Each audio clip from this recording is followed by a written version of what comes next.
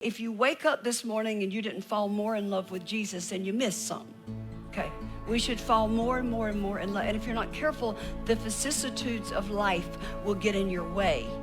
And you will start thinking about, how am I going to pay this? How am I going to do this? How am I going to get there? You'll start thinking all of those things rather than thinking about the goodness of God. How do you fall in love with somebody? Well, you fall in love with them by having conversations with them, by spending time with them, okay? I didn't fall in love with my cowboy because he pays my bills, okay? That's not why I fell in love with him. I'm in love with my husband not because he pays the bills, not because he makes good money, not because he looks good, not because he wears his jeans and his boots good.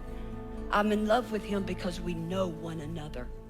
We've been together so long now, y'all know how it is. You start completing one another's sentence. That can't be bad after a while, you know. But you start completing one another's sentence. You already know what the other is thinking. See, with God, you should be at the place where when he starts talking, you can begin to complete what he's saying. My God in heaven.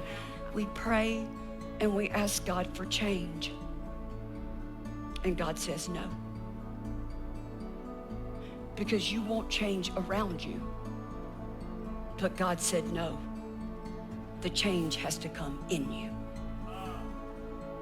It's already in you. That's a key. You need to know that.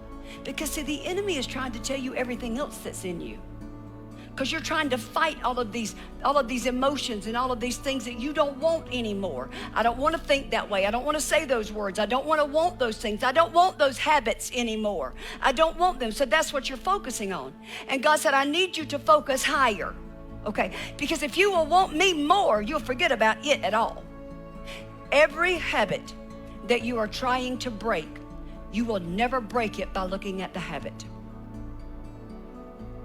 If you try not to smoke and you keep looking at the cigarette, you're going to smoke more. I'm telling you, you can buy all the patches you want to. I had a patch on my mouth, patches on my arms, and patches on my britches, and I still kept right on smoking. But until when I got to the place that I said, God, this is not going to take me to hell, but it's going to keep me out of your presence. I can't minister the way you want me to minister as long as I have this habit. So I said, God, here's what I'm going to do.